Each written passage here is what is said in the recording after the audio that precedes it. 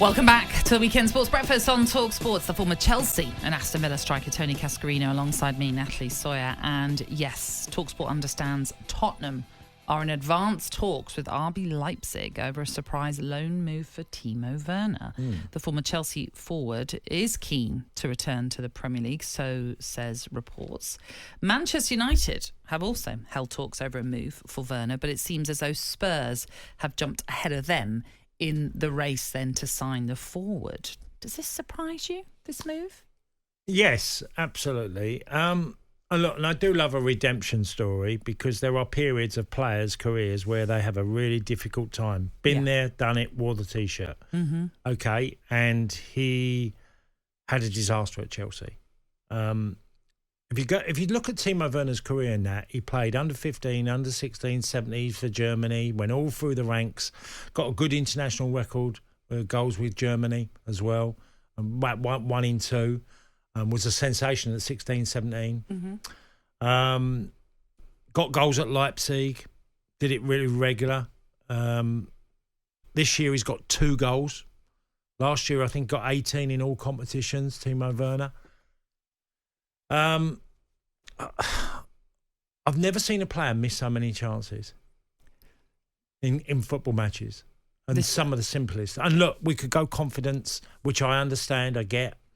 Yeah. But he's really found it hard to find his feet. This year's been a struggle in Germany as well for him. It has, very much so. And we should just point out, the reports suggest this will be a 6-month loan deal. There is talk of an option to buy as well clause, although those details haven't yet fully, obviously, been finalised. And you're right, this season, it has been a bit of a struggle at RB Leipzig. The club where he really made his name. He's been in and out of time. He's had injuries as well. So, yes, let's be fair to the guy. That is true. He has missed a few games this season through injury. But it's RB Leipzig where he made his name. That's where he earned his move to Chelsea from, having had a terrific final season for them before the move to the Premier League. Signed for, £50 million, I think it was, back in 2020. Made 89 appearances, scored 23 times, 21 assists. So it's not actually that bad a record. No, it's to do with more, for me, is the amount of chances he had. Yes. Because he had some of the biggest sitters I've ever seen anybody miss. And by the way, I've missed a good few. I'm not, we're not immune as centre forwards to. I don't even know if he's a centre forward. I always think he's better on one side. He played alongside Poulsen at RB Leipzig and done really well off a big lad. Now, when they had Lukaku and him, I thought for some reason it might work because I felt Timo Werner needed a foil, a guy to lead the line and help him. And he look, the pair of them were struggling, so it was a really difficult scenario with Timo Werner and Romelu Lukaku. I still have to remind myself now, he's only 27. But this is what I was going to say, because when he moved to Chelsea, and actually, yes, I understand there were a number of missed chances for him. But one positive for him is he worked hard. He was absolutely. A worker. He worked hard in that Chelsea team. He never gave up. Obviously, was a pacey forward as well, a pacey forward option for Chelsea at the time. But he moved at around 23 years of age, around the COVID time as well. Yeah. So could we kind of excuse maybe the period of time at Stamford Bridge because it was a difficult time to adjust to life over here? And you could make the point that Chelsea was a club in transition at that period as well. Yeah. There was quite a bit of change. So yes, I can understand that.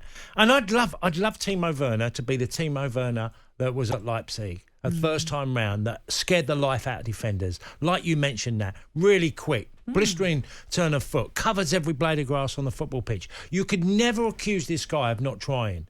He tried his sort. In fact, you could probably say he probably tried too hard. Yeah, there was something about him. It's a really look. This could be a genius or an idiot move. Now, I'd like to think, 2 clubs of the stature of Man United have been interested. That's what's interesting as well. Yeah. There's 2 big clubs that are in for him. So there's 2 big clubs that are thinking he could do a job for us. Yeah. And, you've got Richarlison. We've spoken about him a lot, obviously, since his move to Spurs, and it just not quite working for him. So is he an upgrade on him, for example? Well, I think because he's versatile, you can play him in different positions. You can play him on the left, or you can play him in the middle, or you can certainly play him in different positions, Timo Werner. So that's one of the attractions.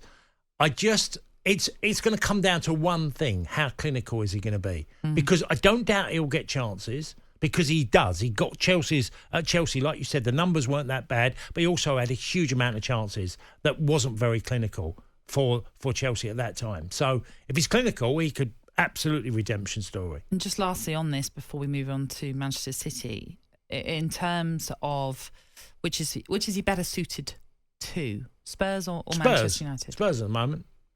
Spurs, the way they play, great chances, the movement, the bodies they get in the 18-yard box. He's a goal scorer. He's going to get way more chances. It's that movement of Spurs because they flood forward. Yeah, well, they quickly. Yeah, and they create loads of chances. Yeah. And I think it will come down to one thing: how clinical and no more. Because every other part of the aspect of the game, his movement's good. He can break the offside trap. It's just how clinical he gets.